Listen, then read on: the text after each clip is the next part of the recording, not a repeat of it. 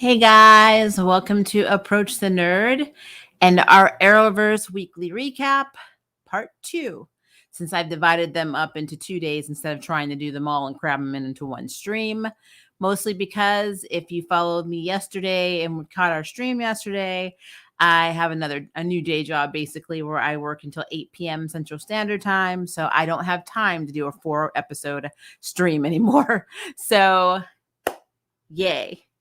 So tonight we are focusing on 2 shows. We are talking Legends of Tomorrow, Season 7, Episode 8, and Batwoman, Season 3, Episode 8. So let's start with Legends. I enjoyed Legends. Again, Legends of Tomorrow is a show that you are never, and I've said this a million times, never meant to take seriously. If you go into Legends of Tomorrow feeling like you are watching a serious show, you are going to be disappointed.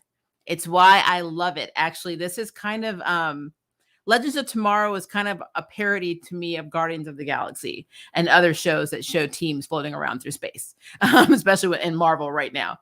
But yeah, I love Legends. We didn't get our regular Legends in this episode. In this episode, we got to focus on the imitation Legends. Only the caveat to this is they didn't realize they weren't the real ones. So this entire episode to me kind of reminded me of a cross between Invasion of the Body Snatchers and the Stepford Wives. So instead of aliens, we literally had the robots aspect of it, replacing the people, even though they didn't realize that they weren't real. Sarah was whole butt Pinocchio in female form. Like she didn't realize she was a real girl. She wanted to be a real girl, wanted to think for herself. There are so many things to this episode that I really enjoyed. But if you remember where the season left off, when they were back in the 40s working on the plane, at the end of it with Bishop, who kind of did like a 180, because again, in the CW Arrowverse world, if you are a villain, you will have a redemption arc at all times. It's just what it is. Hi, Levi. Hi, Mercenary. I see you in the chat. I just feel like this episode kind of showcased things kind of like in a parallel to our normal Legends. So we got to see the Legends once again doing something they wouldn't normally do, but at the same time, actually, I secretly believe that some of the things they were doing were things they wanted to be doing. And then Sarah just seems like the character that was kind of similar to, the real Sarah. And they were modeled off of the real Legends, so that kind of tracks. But let's talk about some things that were different. Spooner had the same attitude of bang, bang, let's shoot first, ask questions later, even though she's kind of gotten a little softer now that her mother's alive and she realizes where she comes from and blah, blah, blah. And her and Astra being, BFFs definitely is a plus for me. In this version, and the Android, because they're androids, the Android versions of the Legends, Spooner she's got it looks like a mullet. I don't know what they did to this child's hair, but I was laughing so hard every time I saw her hair. But she had this kind of like rivalry going on with Bayrod, which is kind of funny considering he is a pacifist. But in this version, it's like everything that you wouldn't think the real Bayrod would do, he does in this. So he kills, he shoots, he probably even eats meat. I mean, who knows? He probably isn't even someone who smokes pot all the time because, he's a little bit of a pothead. I don't know if I ever saw him doing any, smoking anything in this episode. So he's kind of like the yin to Bayrod's yang, but at the same time, I kind of feel like that's what he would do on his darker side. So not too far from the truth, I guess is what I'm saying. Astra's little blood red wig was adorable, but Astra honestly acted the same than she does in the real Legends. If she was still in hell and hadn't kind of warmed up to them and of course became BFFs with Spooner. But I definitely can see more of the hell version of Astra before she was released from hell by John. So or should I say rescued. So I definitely think that Astra wasn't a character that was too far from her original self. She just had more or less empathy, I guess. Still funny. Gary was just alien Gary and still treated like crap. So, I mean, it was like, Gary, they called him an idiot, blah, blah, blah. Nathan and those arms, I don't know what they were thinking. I felt like if they just squeezed a part of his arm, it would just like explode. They looked like somebody had stuck helium in and blew them up like balloons. They look so fake to me. It's like CG arm. It just, I don't know, it was gross to me. So basically, Steel was not, he didn't turn into Steel. He just had a Steel-like body. But at the end of the day, they all did, because again, they were all androids. Dr. Ava was creepy. That's no joke. Sarah being the one who's suspicious, especially when they go to Chernobyl and they're trying to figure out how to, they're going to kill this general, to get time back on track. And Gideon is really controlling everything, but it's like, she has this method of, I don't care who gets hurt. I don't care what we have to do as long as the timeline's fixed. That's it. Basically, results with no heart. That is literally Gideon's motto. She basically made an android version of Ava to carry out her Dr. Ava evil bidding. And whenever any of the android legends get damaged, they either get, fixed or replaced with their CPUs upgraded. Zari was kind of close to Zari, except for, I don't know, I think we kind of got like Zari 3.0, because this Zari was all on board with helping Sarah when Sarah was all suspicious of what was going on and was going to shut Gideon down. And Gideon was able to talk her into like turning on Sarah by offering her another upgrade so she could be an even better hacker. So this is like the power hungry Zari. So we got the social media, socialite, Zari. We have the saddened, I've lost my family, my brother's dead, I'm an extremely cool hacker, less maintenance Zari as 1.0, and now we've got this Zari. So 3 versions of Zari now, which is interesting.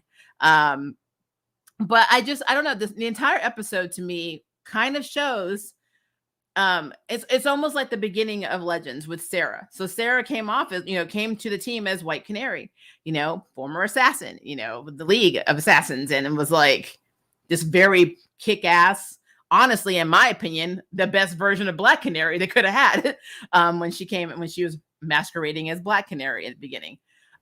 She still had that kind of fresh off the I'm still killing mode, and not the I've gone through all of this crap and evolved and I'm married to the love of my life type Sarah. So it's very interesting where the Sarah character as the android was. And I kind of feel like the other characters were just kind of evolved, but Sarah being one of the only, I don't know, she actually is the only OG legend now that Rory's gone. So she's the only one. She even was wearing her White Canary outfit. So like everything about that was very nostalgic and I really loved it.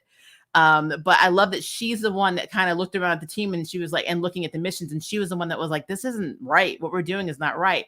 Holy crap, we're the bad guys. I hated the scene where she pulled her IV out with anesthesia. And of course, Ava was digging around, getting the bullet out of her arm, and pulled out like basically this metal part that had the bullet embedded, which is how she figured out she wasn't real. But she was awake. I guess they have pain receptors as androids, which is very interesting because I don't know why she would have felt that, but there are things that I question. So I just, it is what it is. But yeah, I do love Sarah in this. Her being basically tested. She was tested to kill the scientist that would have done something really beneficial, especially for her, her people back in Russia. She was going to assassinate her, and she basically let her go. But by the end of the episode, because Zari decided to not deprogram Gideon, and basically the entire team was like, meh, because Sarah kind of had that whole thing that our Sarah would have had, like, we're a team, we work together. She tried that with her team, and she didn't realize they're literally robots. They don't have allegiance to you. So, they basically were like, meh. And so Sarah was reprogrammed, and now she's back to being, she's actually worse now. She's pretty much the Sarah we probably would have seen pre her reemergence with Oliver and Arrow, which is also pretty interesting. I guess if we wanted to see what Sarah was like before, she came to Arrow, then this is probably the closest we'll get. So I do kind of like that, but I'm really interested to see what happens when she runs across the real Sarah, because the legends are going to have to pretty much fight these legends, because they are literally taking out the legends, because now, even though they know that they're not real and that they're the bad guys, they just don't really have another purpose. So they're like, cool. It's just, the whole thing was just crazy. It's absolutely crazy. But it was so sad for me that Sarah and Ava had no connection. Like, Sarah did not like Ava, didn't trust her. Ava was, I get that they're robots, but it's still, for me, it was a little hard. It was a little bit hard. But all in all, yeah, this was a pretty good episode. And my favorite part of this episode was, remember in G.I. Joe, the cartoon, they used to have these like little after messages where like somebody from G.I. Joe would show up and educate the kids about, don't leave the stove on or the house is going to burn down, or don't bully your friends, and don't talk to strangers. Well, they tried that with Nate and still, and the kids were like beating the crap out of him with a baseball bat. And it was like, that was such a mess. That was a mess. It was funny as hell, but that was a mess. So I did like that they played on that. But again, this is Legends of Tomorrow. It's meant to be campy. It's meant to be silly. It's not meant to be taken seriously. So no problems with Legends at all. Yeah, it was just fun. And I'm really, really excited for next week. Next week, we should get a little bit more into the plot now that we know who the players are. We know that Gideon is like straight up, like the other Gideon, non-human Gideon, is just straight up messed up. She's evil. She's manipulative. She's crazy. And, I'm here for it. So I have no problem with that. So Batwoman. Now, I'm tired from a long day of work. I had an audition before work. I'm exhausted. I've been going for 12 hours today. So in lieu of Angry Grandma coming out, I decided to basically do this review in the way that I feel when I watch the series, especially when I watched it tonight. Completely monotone. Because I feel like that is how we will get through this together, my friends. Because this episode was stupid. So let me get my water of truth going. And unlike Legends, which was a very campy and enjoyable and fun episode, this was the opposite. So let's talk about Batwoman Season 3, Episode 8. Written by Ebony Gilbert and Daphne Miles. Make sure you look at their IMDb. Fascinating. So in this episode, we see Renee and her partner, who they don't identify. But if you follow the comics, the Batman comics specifically, then you know that Renee had a partner, and his name was Harvey Bullock in the Batman comics. So when she was a rookie, that was who she was assigned to basically shadow and be partners with, to learn how to be, a good cop and eventually become a detective, and eventually the Question, which we all know will happen later. Harvey Bullock is a very prominent figure in Batman's universe. He's a big Batman supporter. He's also very controversial, but there's a lot about him that makes him an interesting character. So if that was supposed to be him, it does not shock me that this series, along with the entire Arrowverse writing staff of all shows, would take yet another character and take a dump on him. So, I mean, it's just what it is. So, yeah, Renee and her partner, unidentified, roll up on Pam Isley, a.k.a. Poison Ivy, because in this world, for some reason, Renee and Poison Ivy are a couple, or were a couple, or are a couple. I mean, we don't even know anymore. So confusing. And Renee could not bring herself to shoot her girlfriend. So this is a flashback 10 years ago, basically. And her partner ends up getting stabbed by a poison ivy vine through the kidney. He lost a kidney. And yeah. We got a lot of flashbacks to Renee and Pam's relationship, mostly after she's turned into poison ivy, which for me, if you want me to be kind of like really sympathetic to this whole couple that they've created for this show, it would be more beneficial to show me what Pam was like prior to her becoming poison ivy, but that's asking a lot. So I don't ask much at this show anymore. So yeah, we got to see Pam, and Renee's like, why'd you do this? And she's like, because somebody has to care. But obviously she didn't care about the man's kidney, but you know what? It's a kidney. So why bother, right? So whatever. So we'll come back to that wonderful toxic relationship. Alice and Mary are having a girls' party at a hotel. They're living their best life. Mary paints Alice's, fingernails green, and she's like all excited because she like thinks she can pull it off because that's important. And then they realize that, well, they don't realize, the hotel manager and two of the security people, I guess, or they could be bell guys, who knows at this point. The two lackeys in the back come into the room and they're throwing Mary out, and basically Alice along with her, because all of her credit cards have been basically cut off and they can't pay their $8,000 bill. So I'm just going to say that I thought that was very confusing because, again, none of them and the Bat family right now have access to the really powerful computers that reside in the Bat cave. So they're basically using underground Wi-Fi, with really no blue boxes or any way of shielding anything in terms of Luke hacking into Mary's bank to cut off her trust fund and her credit cards. Because let's be clear, Mary's a billionaire with or without Wayne Enterprises, because her mother was a billionaire. And when her mother died, she got all of the money because she was her mother's only child.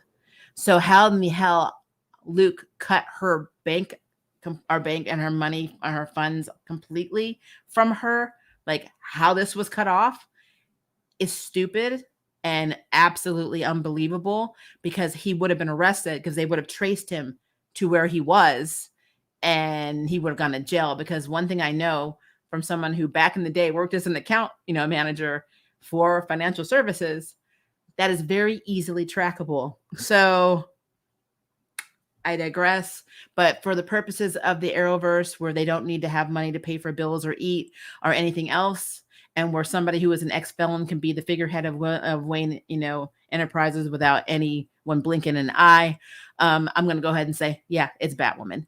So yeah, Mary's broke. So there's that. So Mary's in her feelings about it, and she doesn't like the fact that they cut her off. She's also in her feelings of the fact that Ryan has made her a priority now, that she's got these abilities and she's off living her best life. Or like she likes to put it, she said something along the lines of, oh, I'm out of the relationship, or we don't have a friendship anymore. Now you want to come find me. Which I guess is true, because nobody really gave a crap about Mary until she actually became Poison Ivy. They didn't give a crap. I mean, she literally told them that she woke up in the park and they're like, meh, our problems, not yours. So I get why Mary would think that and why she, was in her feelings, because why not? If you really think about the one character that gets dumped on the most in Batwoman, it has always been Mary. So hate her or like her, she is the dumped character. She's the character everybody dumps on in that series. So Alice says, well, just go kill them, because it's Alice. And basically Mary's like, Alice, and she's like, okay, we'll just make them hate you. That's what I did. Make them hate you so much that they don't want to help you. And I'm like, meh, okay, cool. So we'll get back to that. Luke is still annoying as hell in this. Whenever he is in an uncomfortable position or something isn't going his way, he whines like a 2-year-old, like how my daughter would whine if I didn't change her diaper fast enough. It just really irritates me. Luke as a character started off kind of okay, a little bitchy, then became extremely whiny, where he actually could be put in a room with Chester or Chuck from The Flash, and they can just literally sit here and out-whine each other, and I would not give 5 craps. So that is how I feel about that. Just saying. I will tell you though, if this episode had a theme, it would be that Ryan Wilder is in her feelings, that Sophie slept with Renee. Do you want to know how I know? Because she said it 5 effing times. Every time she said something to Renee, every time she said something to Sophie, she had to throw in, well, if you hadn't been getting it on, well, if you haven't been sleeping together, if you... Are you jealous that Sophie slept with Renee? Or are you jealous that they didn't call you to invite you? I don't understand the problem here. So that is the theme of this episode, number 1. So don't be confused on an actual plot. The overall thing we need to understand about this episode is that Ryan was either not invited to this party between Sophie and Renee, or she's mad that Sophie slept with Renee. Hashtag Bat Chaser. Just saying. So just wanted to put that out there because that's all I got out of that. Um, Renee, of course, has an agenda. She wants to get her girlfriend back. We knew this. The fact that Renee and Poison Ivy, once again, are a couple is very disturbing and really shows me that none of the people in the writing room actually talked to anybody at DC Comics, because if they had, they would have known that there's no universe where Renee Montoya would ever take up with Poison Ivy. Not on any earth. So I don't understand. She did take up with Kate Kane, but again, we don't have Kate Kane anymore. So ba-bam. So I guess they just had to make it so if you're queer, you just sleep with each other. That's literally the motif of this show. If you are queer, you have to make the rounds. That is what I've learned in Batwoman as well. So good job, especially Karen Dries, who is a lesbian. So you're representing. Great. So we do know, though, that Renee is harboring a secret. Now, how do we know that she's harboring a secret? We will get to that in a second. So our Bat family, which right now consists of Ryan, Luke, Sophie, and the person that she keeps sleeping with, Renee, or has really only slept with once, but of course, Ryan keeps talking about it. They all decide to crash this party that Marcus is, basically throwing. He basically did an open invite where he thanked, his sister for trying to, inject him and freeze him, because by freezing him, she freed him, and then he took all of her shit. That's basically what happened. So, I mean, it is what it is. That's actually pretty clever. So he throws this party, which actually becomes like pretty much the worst job fair I've ever seen. He basically starts calling out members that you would normally hear in the Royal Flush Gang, asking them questions, and if they actually show empathy or sympathy, he electrocutes them, because why not? Now Ryan, Luke, and Sophie go to this party under different aliases that of people that were actually invited. They got technically uninvited by Luke using his Xfinity Wi-Fi service in the basement of Renee's little office that has rats and bad plumbing and electric, to hack again, because that's believable, and make it so they got their invites. And it's interesting because that's when we get a little plug into Gotham Knights. They start naming off characters. One character that actually I remember as a little side character in DC. But Luke plays a guy who's basically going to be the new owner. I think his name was what did he say his name was? Simon Black, or it was something like that. I don't know. But he's like the new former Olympic athlete and new owner of Gotham Knights. And I'm like, oh, that's a great way of plugging your show. #subscribe. I will not be subscribing to that show. It has the same writers. I'm not going to put myself through that torture. So I digress. We had to have the Gotham Knights plug in. At least with Black Lightning, Painkiller got a whole episode, though. So I guess I should count my blessings that we didn't get that, because then that really would have made me want to have issues or vomit. I don't know. So after Sophie and Luke, and of course Ryan, who gets called up, and I think she was the Three of Diamonds. He was calling them by their card names again, homage to the Royal Flush Gang. She was Penelope Devois, I believe, and she's supposed to be French, and she did a very not so French accent, and kind of like answered the questions and then basically walked away. I guess that's an option in Marcus's game. I guess you don't really have to answer the question. So the other guy was just pretty stupid for keeping his hands on the table. Just saying. But she did that, walked away, and went and snuck into the Bat Cave. And then that's when we realized that they were looking for Pamela, because everybody wanted to look for Pamela to find the serum that Batman injected in her, because they wanted Renee and Sophie and everybody's on board of basically shooting it into Mary. Even though it would suck out all the water and dehydrate her to the point where her skin was so dry it looked decrepit and she'd be like in a permanent coma. They were going to do that to Mary. Ryan was against it, but everybody else was like, let's do it. So, one team, one dream. And so they went to the Bat Cave, and they're like, where would Batman hide Pamela? I mean, Gotham's a freaking island, because New York's an island. And where could we go where not one drop of water would hit her? I know. And the tunnels under the Batcave, because everything's in the Batcave. I mean, it makes sense that they didn't know. They didn't know that the Batmobile was in there. So I mean, why would they know that Poison Ivy was in bottom in the tunnels? I mean, why not? It's not like Bruce gave them a map or educated them or trained them, because they weren't supposed to be in there in the first place. Anyway. So yeah, Pamela is in the tunnels underneath the Batcave. And so Ryan and Sophie and Renee go down to find her, while Mary decides to crash the party and basically get Marcus as an ally, because she wants to get back at Ryan. She wants to get her revenge on Ryan. And what better way to get revenge than to go to Ryan's brother, Baby Joker? And so she comes up to him and she's flirting with him, which was it was kind of hot how she was taking charge.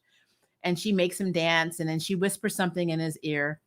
We later find out she literally told him that Ryan is Batwoman. So that's great right there too. And then honestly, this is where I start to get pissed off, because you would think I was mad the whole time. No, everything I just talked about, I expect from this show. But now this is where I start to get angry. So I really like Renee Montoya as a character. And I guess over the years, I've understood, especially when it comes to our POC characters, that the Arrowverse doesn't know what the hell they're doing. And so they character assassinate them all of the time.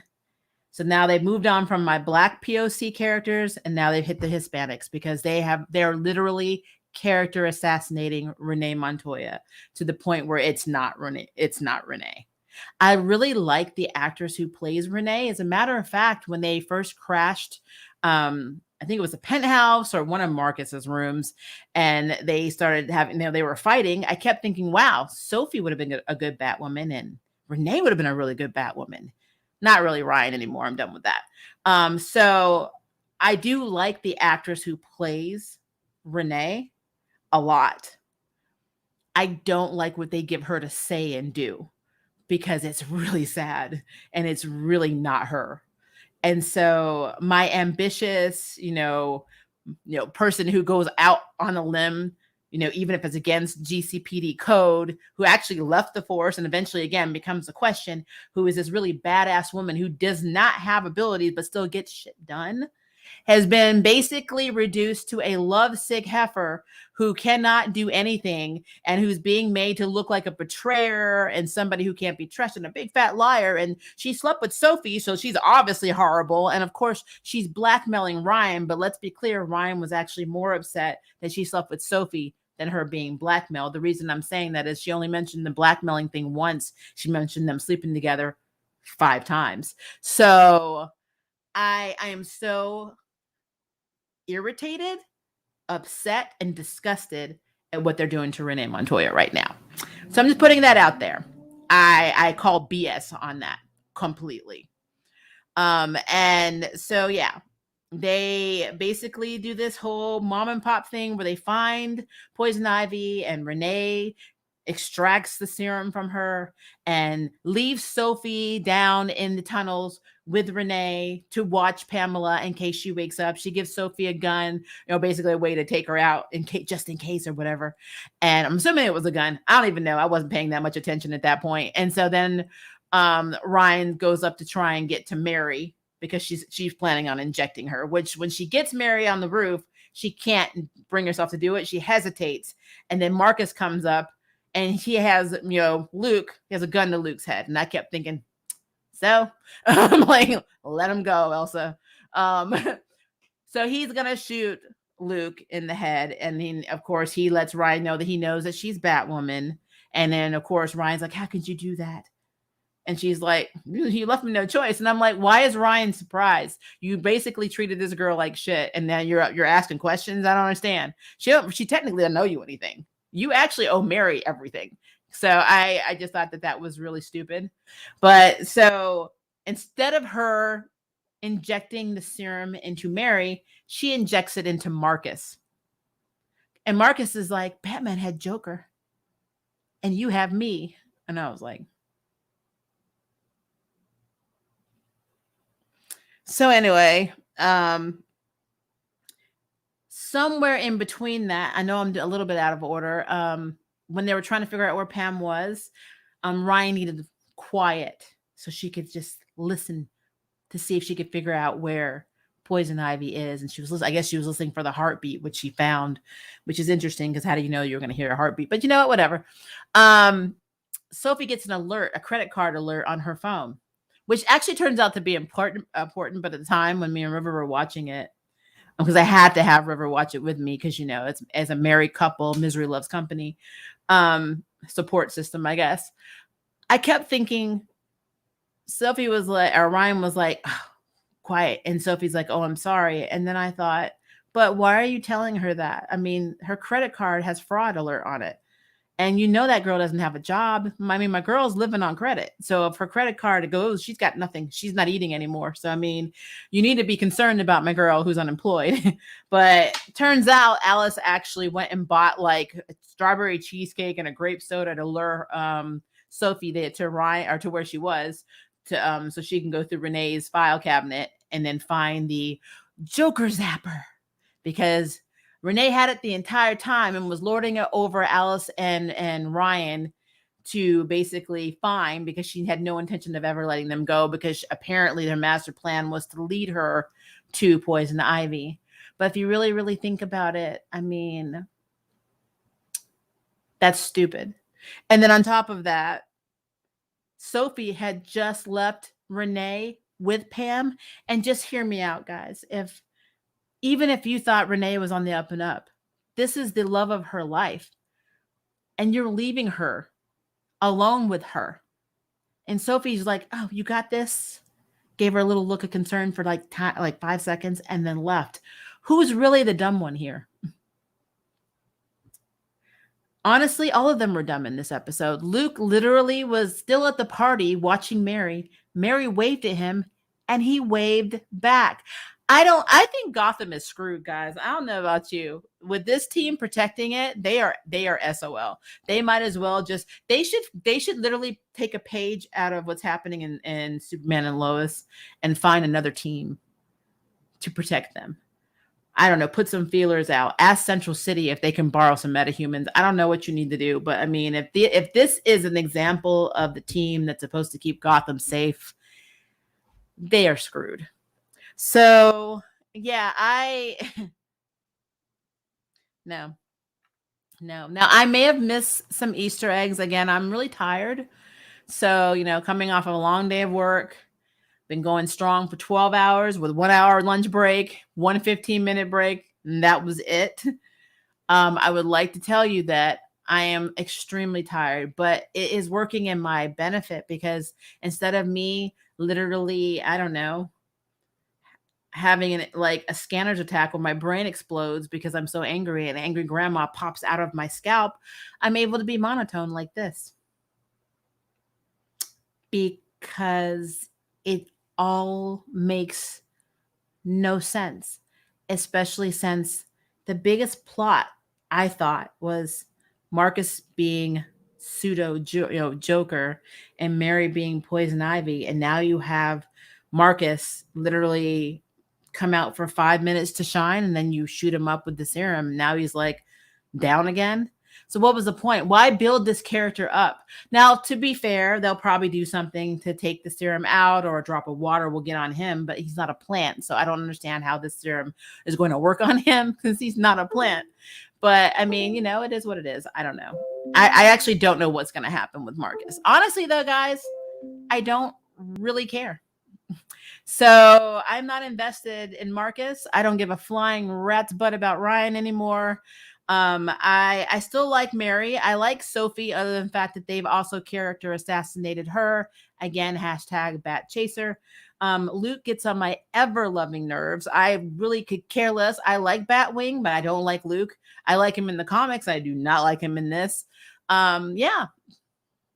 Quite frankly, I mean, if somebody threw I don't know, a missile from Smallville or anywhere else in the Arrowverse and it hit Gotham and everybody was wiped out, I wouldn't shed a tear. So it is what it is. I really, really do not like the show. again, I will keep watching it for you guys, but this is pretty much where I am when I watch this. There's a complete shift in my attitude from Legends and, of course, Superman and Lois, Stargirl, Naomi, which I'm getting into more. All of these shows I'm still invested in. I'm still here for. I still have hope. I have zero, let me say it again, zero hope that this show is ever going to be good. And I'm sorry. I'm trying. I go in with an open mind and it shuts down every damn time. So I can't. I'm not going to lie about it. So in the spirit of YouTubers, when we say, please like and subscribe to my channel. If you are in your feelings about what I say about Batwoman, feel free to unsubscribe. I mean, it's happened. But I can't care because I can't lie. This show absolutely is trash. So it is what it is. All right. That is all I have to say about that train wreck. So let's look at some of your comments because you guys still have me for another 25 minutes before I go to bed. Hello, DeMarie Porras. How are you? I hope I don't butcher your name. I like how it sounds though. Let's see here. We definitely needed a Destiny counter for this episode. Yes, I forgot to mention the Destiny counter in Legends. I love the fact that they called it the Destiny counter, but they're really obliterating people. They were neutralizing them with radiation. Good job, Legends. This episode was okay to me. Something wasn't clicking. I do find some of it interesting. Which show? When we have a theme and they feel the need to repeat a word every now and then, it's just like on The Flash, Supergirl 2. Yeah, Sarah is the only OG left. Sarah is still a very good character. I do miss Assassin Sarah. I love Sarah's character. I mean, honestly, I was heartbroken when Laurel became Black Canary and Arrow and it wasn't Sarah. I would have loved for her to be the real Black Canary. I do feel a little sad that this Sarah has gotten more interesting stuff than the OG in years. Absolutely. I agree with that. I agree. Very fun episode. I do not watch Batwoman, and you are better for it. I was excited to see #Poison Ivy Bridget Regan. I'm telling you, it is very difficult for me because, again, as somebody who read the Kate King comics and knows that she used to date Renee before she dated Maggie Sawyer, who they also kind of character assassinated and put on Supergirl and made Alex's girlfriend. These major women in Kate's life are not in her life. Even Sophia, like everyone knows that Kate had a thing with Sophia too. So, I mean, all of these are Kate Kane stories that they just basically Dollar Treed. I like that. They're Dollar Treed Kate Kane stories. I love that. That is awesome. And then it's Sophie sleeping with Renee when you have the two girlfriends who both slept with. Technically, Renee and Sophie were love interests in the comics for Kate Kane, but now they're sleeping with each other. There's just something wrong with that. And I don't know. Like I said, I know this is it's a new Earth, a new world, a new universe when it comes to the Arrowverse. Just like the MCU takes liberties, DCEU takes liberties. But I mean, the liberties that this show takes and that the Arrowverse takes as a whole is just like character assassination. I can't handle it. I can't. Renee Montoya is a very cool character, and they are taking a huge dump on her, and I don't appreciate it. So it's a thing. I did think it was a decent mid-season premiere, but I wasn't blown away by it, and some aspects hold it back a bit. Which one?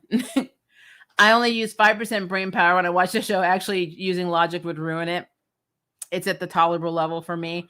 Yeah, I mean, if you shut off your brain and have zero expectations and don't give a crap about plot, it's probably great.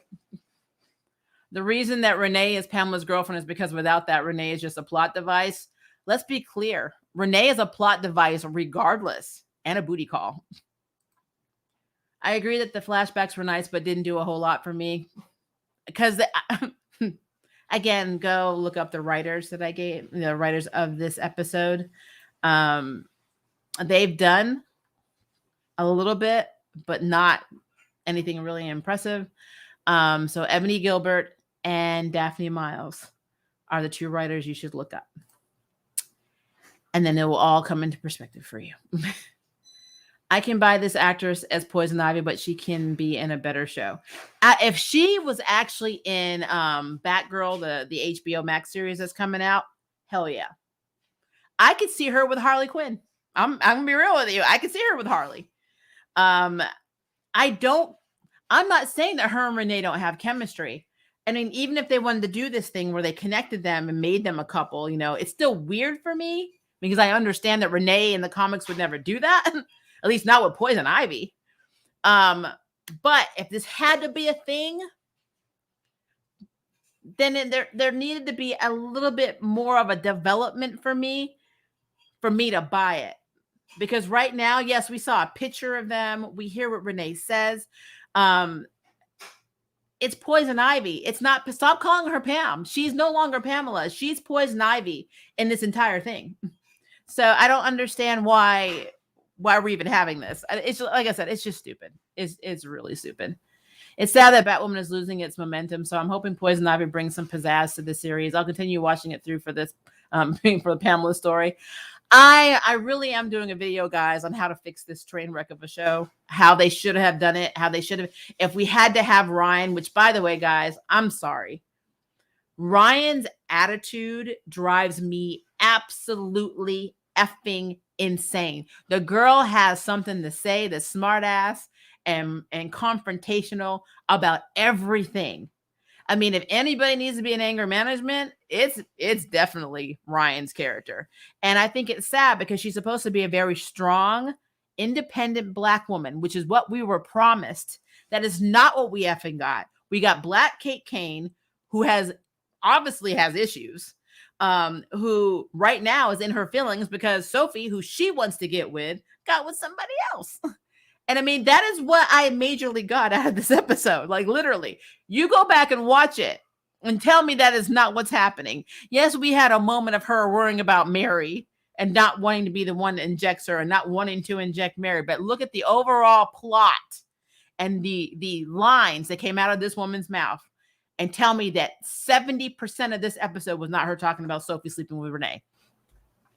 I can't. I cannot. I'm sorry.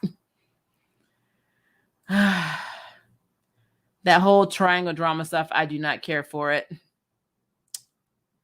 mean, you already know how I feel about it. Ryan was late to the game concerning Sophie. Renee just beat her to it. Heck, at this point, everybody's beating her to Sophie. I really don't find Renee interesting.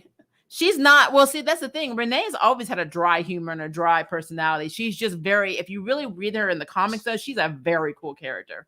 She's very, very cool. I do not like what they're doing. How did they kidnap Marcus? He's a CEO. Someone's got to know that he went missing. See, this goes back to what I said. I'm like, I told you the villains are not trying. Nobody's trying to do anything. Nobody. It's like all the people on the payroll, they just make their check. They're not trying. His bodyguards aren't trying. They're not trying. Marcus is supposed to be this really crazy sociopath. And he went down like a bitch. And I'm like, he's 5'5". She's my height. Me and Ryan are probably the same height. She is my damn height. Took this man down. But it's fine.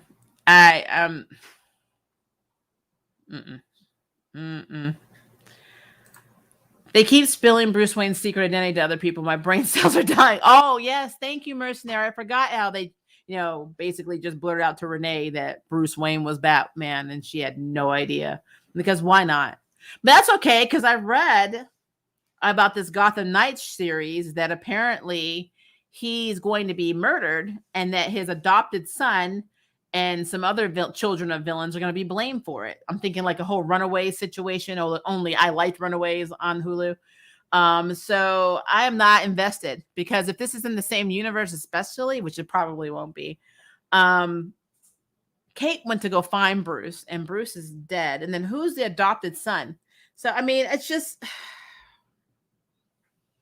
oh God, guys, I can't, I can't. Honestly, the Poison Mary stuff would work better if it was Kate. Yep. Everything actually would have worked better if it was Kate. Wallace Day Kate. I don't care that Ruby Rose is gone, but I actually really enjoyed Wallace Day as Kate Kane. And I know that whenever I say I wish they had kept Kate Kane and cast Wallace Day, I'm going to get a lot of shit for this because as a POC, I should be supporting the fact that we have finally a Black Batwoman.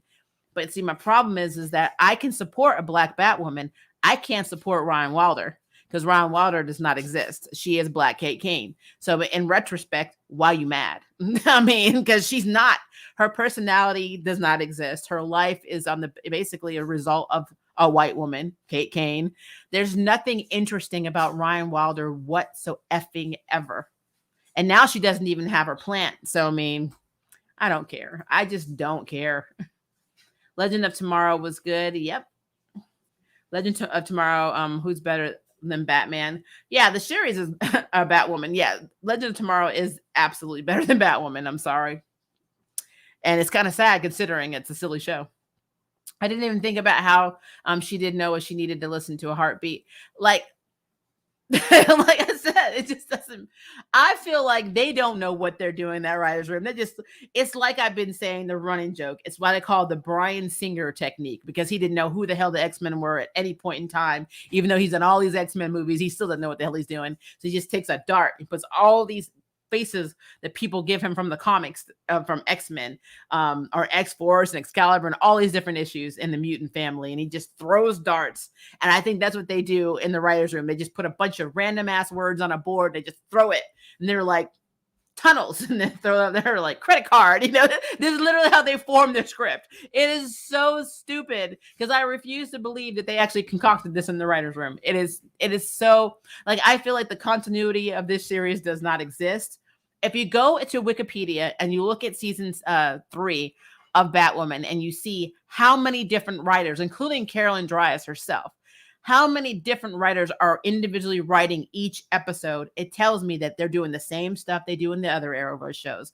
And some of the writers have even said when they were writing Supergirl that they didn't even talk to each other anymore. They just trusted each other. I'm like, and it shows. So whatever, I'm done. I'm confused. Did they ever make a big deal about the Joker's toy thing? Yeah, at the end, because Renee was hiding it. So instead of it being a dangerous item out there that can just mess up people's world like Marcus, Renee was using it as leverage, hiding it in a file cabinet so she can like literally keep Alice and Batwoman on a chain.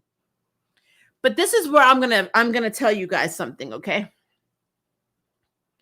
And this is, you're gonna agree with me when I say this. Alice is literally out of Arkham because of this. Ryan's identity is known by Renee. Renee is not bound by NDA, by legal action of any form to keep Ryan Wilder's identity as Batwoman a secret. Batwoman has no effing leverage on anything. Once somebody knows who you really are, baby, that's a Facebook, Instagram, Twitter, TikTok post. I mean, I don't understand how they thought her hiding this Joker buzzer was going to be like, oh, she's hiding this buzzer to keep them on a leash. She don't have to. She knows that you're Batwoman, Ryan. That's what she has on you. So that whole plot point is effing stupid. So I don't even understand it. It's just dumb. It's dumb. They just wanted to make it look like Renee's a bad person. That's what it is. They needed something. And they had nothing other than her making the mistake of sleeping with Sophie, because that's all she's going to effing hear now. So even right now, in the next episode, if they catch up with Ryan or with Renee, Ryan's going to be like, oh, you got your girlfriend. It was all a trap. And you slept with Sophie. I'm like, it's all she freaking cares about. I mean, oh, I can't. I cannot. The CW, they need to cancel. I'm gonna be real with you. If they cancel Batwoman and revamp the whole damn show for HBO Max, I would not shed a tear. Although I do like the actress for Sophie. I like the actress who plays Mary, and I like the actress who plays Alice. And I would love for them to be involved in HBO Max. But everybody else can go. I don't give a shit. I really don't. No hate to Javicia Leslie herself. I have no beef with the actress. I just cannot stand her character at all. I just can't stand her. So it is what it is. Also, I like the Poison Ivy stuff, but I don't want OG Poison Ivy to cut her off, and I really doubt that she'll be the villain until the end. Oh, well, you know how this show goes. You may be a villain for one episode, and then of course she'll have a redemption, and then you'll be a villain again, and then you'll be It's just like the little scene with Alice and Mary in this at the end where she's like hugging her and she's like, and Mary's like, I just wanted Ryan to see me as strong. And Alice is like, well, I'll tell you this, babysitting you, I'm basically less crazy. So you're very strong. And they hug each other and they're having a little sisterly moment. And, I've always been on the fence about Alice because Alice has gone through some trauma that nobody else in that show has had to go through. And nobody cuts her slack. But at the same time, she's also done a lot of really bad shit, including killing, basically poisoning Mary's mother. And now they're hugging each other, and they're sisters. And so it's hard to wrap your mind around this, I understand forgiveness, but I mean, come on. So none of this makes sense to me. So Poison Ivy being the villain in the end, no. Who's really the villain? Renee. That's what they're doing. Batwoman sucks. Legend of Tomorrow is better than Batwoman. I absolutely agree. They need to cancel Batwoman. Always be honest. Don't pretend to be like something just for please some people. Oh, I never have and I never will. So again, I mean, I know every time I do a Batwoman review, I see it in my analytics. People get in their feelings and they unsubscribe. It's why my trek to 2K has taken so long. It's because I always lose subscribers when I do Batwoman videos. But I mean, I don't care. I want to build my channel up, but I don't care. If you're going to be in your feelings about that, you do not need to be on my channel. If you cannot handle the fact that I don't like a show that you like, you don't need to be on my channel. It's just what it is. Watch them have a redemption thing for Renee. Of course they will. Absolutely. I mean, it's the CW. There is too much stuff going on, and given how they will probably pace those next episodes, I'd be surprised if the next 2 episodes or her stuff is done. Well, from the preview, it looks like she's trying to get Pamela back to normal. I think she even asked, "What do you need to heal?" or some crap like that. And remember, something else I've learned by watching Arrow. Arrow set the mold for this for me. When you are the main character and your person, your boo, your partner, the person that you want to sleep with is in trouble or peril, it's okay for you to do absolutely anything, even if it's very, very shady, to save this person. But if it's anybody else, like a side character, and it's their boo and their partner or person they want to sleep with, then the morals are there. It's like, how could you do this? You're a horrible person. That's just basically what it is. So I'm like, meh, whatever. I can't care anymore. I just can't care anymore. I can't. So yeah. I'm probably gonna have the exact same monotone response next week because I'm gonna have to watch this episode and I'm not gonna like it. And I know I'm not. I already know going in before I even see it, I'm not gonna like it. And so yeah. But I'm gonna do it because I said I was going to do a full Arrowverse review, and that includes the shows I can't stand. So unfortunately, I got to power through it, holding my spouse's hand, praying to God, Jesus, Buddha, whoever listens to me for help, strength, and perseverance. Because trust me, when I start watching that episode, that's exactly what I need. But yeah, so we have 7 minutes. So I guess I'll take this time to say that I am definitely going to be I'm going to try and roll that, the Batwoman, how to fix Batwoman video out on Saturday. Fingers crossed. I'm going to try and have it out on Saturday. The only thing that will stop me from doing it on Saturday is if, I have to do some retakes for a voice job that I'm doing. So hopefully I will not, but I am going to do my best to try and roll that video out because I have so many ideas on how to fix this plot, with and without Ryan Wilder. Things that I think should have gone down from the jump that would have made all of this mess a lot easier to swallow, will be discussed in that video. I have a whole plot that could have saved this season for me. And this is just me. This is my opinion. How they should have introduced Ryan to begin with, how they should have treated Mary, Luke's role in this. All of this should have been done differently. And yeah, I'm going to make that video and I'm going to put that out on Saturday. Now, if I do not, I will post in the in our community tab when it's coming out. But either way, I am filming it on Saturday. So I'm going to do the video on Saturday. So fingers crossed it will be out. And I really would love to know your opinions on it, because like I said, this show, it's hard when you really love Batwoman as a franchise, you know, as the comic series as a whole. You love this character, but you can't get behind this character. And and for me, it wasn't even the fact that they decided to replace Kate Kane. It's how they did it, and how they write Ryan is just effing ridiculous. She's like a clown. I just can't stand her. I'm like, I cannot. So I can't. So she may represent some POCs and women of color, but for this mixed girl who claims her blackness and really would have loved to have seen a black, strong, powerful, you know, Batwoman, she's not my Batwoman. She's not. Sorry. Apologize. No hate to Javicia Leslie. I know you're just doing what you're given, but and if you love that role, I mean, I'm sorry, but not feeling it. Just saying. All right, guys. I am tired. I have done my due diligence for tonight. I'm going to bed. So be on the lookout for my next video. Again, that should be on Saturday. I don't think we have a Yashahime, but I mean, this last episode snuck up on me, so who the hell knows? If they do, then we'll definitely have a Yashahime video on Saturday as well. And then I'm going to have my Wildcat Spotlight video coming out. I'm hoping I'm going to have it done by Tuesday, so we'll see. But yeah, I got videos coming out, guys. Just bear with me because Maria's tired. All right, if it is day for you guys, have a good day. If it is night, have a good night. Until next time, guys, have a good day. And looks like my camera just cut out, so we're right where we need to be. I'll see you next time, guys. Bye.